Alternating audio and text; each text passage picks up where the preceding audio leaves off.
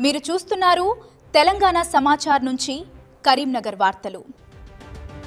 గురు పౌర్ణమి సందర్భంగా శ్రీ కొండగట్టు ఆంజనేయస్వామి గిరి ప్రదక్షిణ కార్యక్రమం రేపు ఉదయం 5 గంటలకు ప్రారంభం కానుందని చొప్పదండి ఎమ్మెల్యే, కరీంనగర్ జిల్లా కాంగ్రెస్ అధ్యక్షుడు మేడిపల్లి సత్యం తెలిపారు. రైతుల సంక్షేమం, సమృద్ధిగా వర్షాలు కురవాలని, సకల జనుల శ్రేయస్సు కోసం ఈ కార్యక్రమాన్ని నిర్వహిస్తున్నామని చెప్పారు. రాష్ట్ర మంత్రులు పొన్నం ప్రభాకర్, అడ్లూరి లక్ష్మణ్ కుమార్ సహా పలువురు ప్రముఖులు పాల్గొంటారని వెల్లడించారు. ఇది రాజకీయాలకు అతీతమైన ఆధ్యాత్మిక కార్యక్రమమని, ఉమ్మడి కరీంనగర్ జిల్లా భక్తులందరూ పాల్గొనాలని పిలుపునిచ్చారు. అలాగే నారాయణపూర్ రిజర్వాయర్ పనులు 90% పూర్తయ్యాయని, ముంపు గ్రామాల బాధితులకు పూర్తి పరిహారం అందిస్తామని హామీ ఇచ్చారు.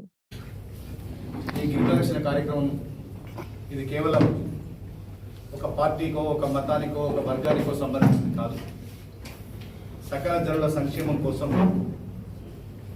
ముఖ్యంగా ఈ ఎల్నినో ప్రభావంతో రైతుల ఇబ్బందులు తొలగిపోవాలని చెప్పి చేస్తున్నటువంటి కార్యక్రమం కాబట్టి ఈ కొండగట్టు దేవాలయం ఒక తెలంగాణ రాష్ట్రమే కాకుండా పక్కనున్న ఆంధ్రప్రదేశ్ కానీ, ఛత్తీస్గఢ్, మహారాష్ట్ర, అనేక రాష్ట్రాల నుంచి ఇక్కడికి భక్తులు వస్తుంటారు.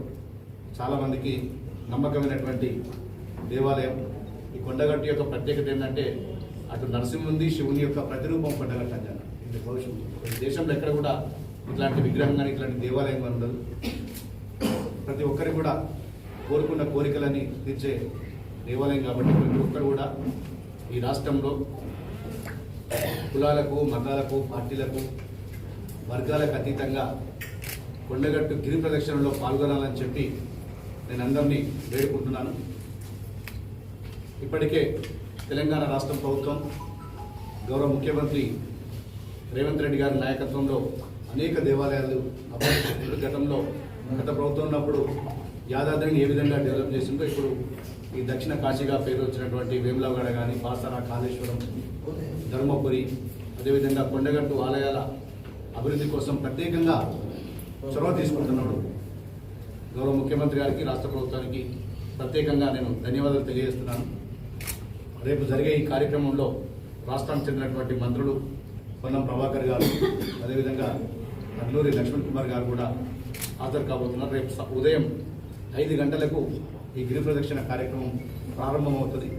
నేను మీ అందరికీ కలిసే ఉద్దేశం ఏంటంటే మిమ్మల్ని కూడా స్వయంగా ఆహ్వానించి ఈ గిరి ప్రదక్షిణ యొక్క ప్రాముఖ్యతను, ముఖ్యంగా ఎందుకంటే రైతులు చాలా ఇబ్బందులు ఎదుర్కొంటారు, రైతులకు ఒక భరోసా ఇవ్వాలి, పార్టీలకు అతీతంగా, రాజకీయాలకు అతీతంగా అని చెప్పి మిమ్మల్ని కూడా ఇన్వాల్వ్ చేద్దామని చెప్పి మిమ్మల్ని ప్రత్యేకంగా ఆహ్వానించడానికి ఇక్కడ ఈ కార్యక్రమం, ఈ ప్రెస్ మీట్ నిర్వహిస్తుందని చెప్తున్నాం.